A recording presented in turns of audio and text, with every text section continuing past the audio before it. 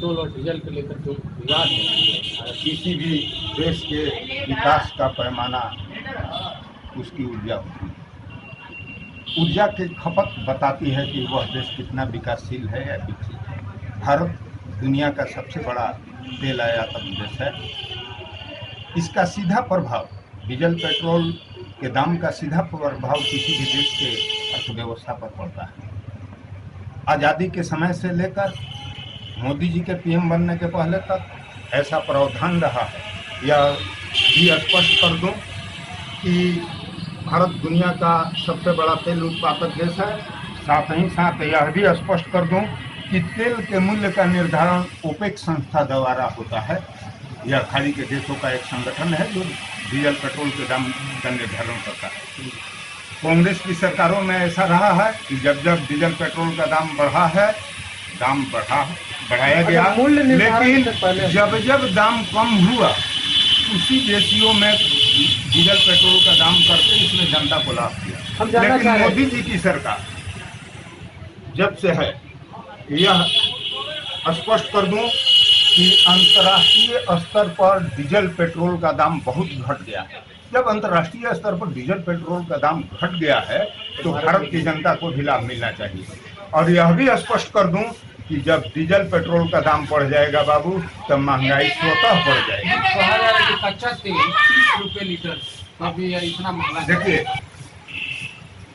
हमारी सरकार जो है भारी पैमाने पर टैक्स लाभ दे रही है, जिसके चलते ऐसी स्थिति हो गई है और अपना खजाना भरना चाहती है। जब अंतर्राष्ट्रीय स्तर पर डीजल पेट्रोल का दाम निचले स्तर पर है तो यहाँ भी दाम घटाना चाहिए, लेकिन हमारी सरकार दाम घटाने के बजाय दाम और बढ़ा दे रही है। मैं आपको कुछ दिनों पहले ले चलता हूँ, जब कांग्रेस की सरकार थी, जब 40 रुपये पेट्रोल था तो उस समय हमारे देश के प्रधानमंत्री मोदी जी, गृह मंत्री अमित शाह जी, प्रतिरक्षा मंत्री राजनाथ सिंह जी और मोदी जी की प्रिय सांसद सदस्य स्मृति ईरानी जी ने नंगा नाच किया था, जंतर मंतर पर धरना दिया था, लेकिन आज वे लोग चुप हैं क्योंकि खजाना भरने में लगे। जब मोदी जी पीएम बने थे तो देश के किसी भी कोना में बीजेपी का कार्यालय नहीं था। आज देश के हर जिलों में बीजेपी का बिल्डिंग बन गया। ये कहाँ से भाई? मोदी जी की यही खेला है। अद्भुत प्राइम मिनिस्टर है, कहते कुछ है और करते कुछ है। एक बात गरीबों, असहायों, ऐसे लोगों की बात करते हैं, निचले पौधान पर लोगों की बात करते हैं, बुढ़े लोग, असहाय लोग और फंड जो है, लेकिन काम करते हैं ये पूंजीपतियों का, अमीरों का और भ्रष्ट नेताओं का। अच्छा, आप विपक्षी पार्टी ऐसे में आपकी पहल क्या है? देखिए, 15 अगस्त 1947 से लेकर मोदी जी के पीएम बनने के पहले तक पेट्रोल का दाम 0 पैसा से लेकर 40 रुपया तक गया था, लेकिन मोदी जी ने 65 वर्षों में डीजल पेट्रोल का दाम 40 रुपये और मोदी जी के कार्यकाल में 6 वर्षों में ही यह जोड़ लीजिए 90 रुपये लीटर बिक रहा है। इसके लिए आप क्या पहल करेंगे? मैं तो विपक्षी पार्टी के कार्यकर्ता हूं, मैं जनता की आवाज हूं।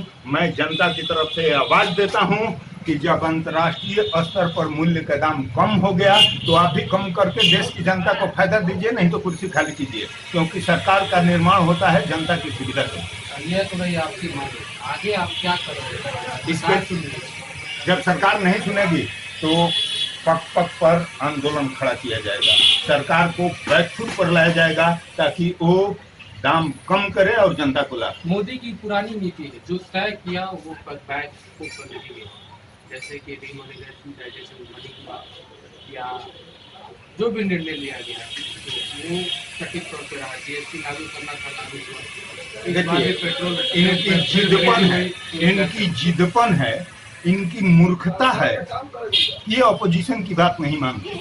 अगर राहुल जी की बात माने तो देश में कोरोना पर बहुत पहले एक्शन होता, लेकिन उन्होंने निगलेक्ट किया। चीन के बॉर्डर पर भी जब विपक्षी पार्टियों ने हल्ला किया तब जाकर के हमारी सरकार ने माना कि 1 दर्जन सैनिकों को चाइनीज सैनिकों ने पकड़ लिया है, फिर वे लोग छूट कर आए हमारे देश में। हमारी सरकार कहती कुछ है और करती कुछ है। यह जुमलों की सरकार है, अंधविश्वास की सरकार है, यह हिंसा की सरकार है।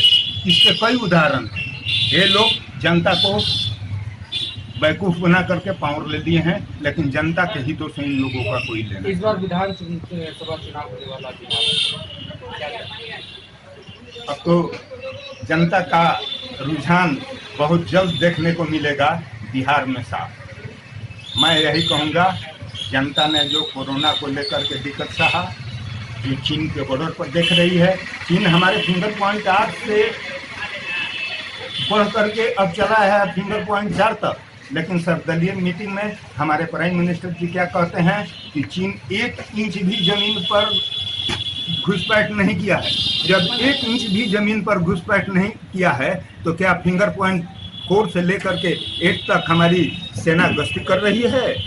पहला सवाल। वहाँ पर चाइनीज फोर्स है। मई के पहले वहाँ पर भारत की फोर्स पेट्रोलिंग किया करती थी, लेकिन हमारे प्राइम मिनिस्टर जी सर्वदलीय बैठक में क्या कह रहे हैं कि हमारी 1 इंच भी जमीन पर चीन ने घुसपैठ नहीं किया है। फिर हमारे 100 की संख्या में जवान कैसे इतने दिक्कत में पड़ गए? 20 जवान शहीद हो गए, 76 जवान घायल हो गए, आखिर 100 जवानों को भारी क्षति हुई, ये क्यों?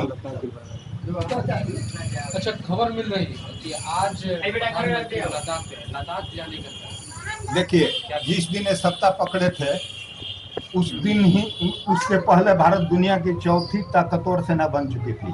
भारत चांद पर पहुंच चुका था, मंगल पर पहुंच चुका था। हाँ, 62 के युद्ध में भारत कमजोर था। इसने धूर्तता से, इसने धोखा से हमारे ऊपर आक्रमण करके उसने अक्साई चीन को ले लिया। उससे सबक लेकर के भारत ने अपनी सेना पर ध्यान देना शुरू किया और आज भारत की सेना दुनिया की 4थी ताकतवर सेना है।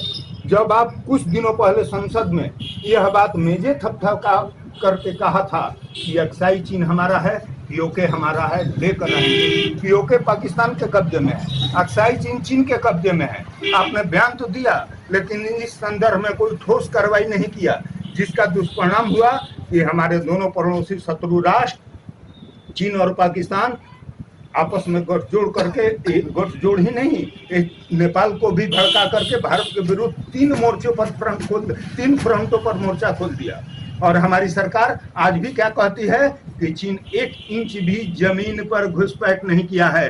फिंगर 8 से 4 तक आ गया है। माननीय प्रधानमंत्री जी और गृह मंत्री जी और प्रतिरक्षा मंत्री जी, आपने कहा था जो अक्साई चीन को लेकर के संसद में, आप अटैक का आदेश दीजिए, पूरी देश की जनता और सेना आपके साथ है।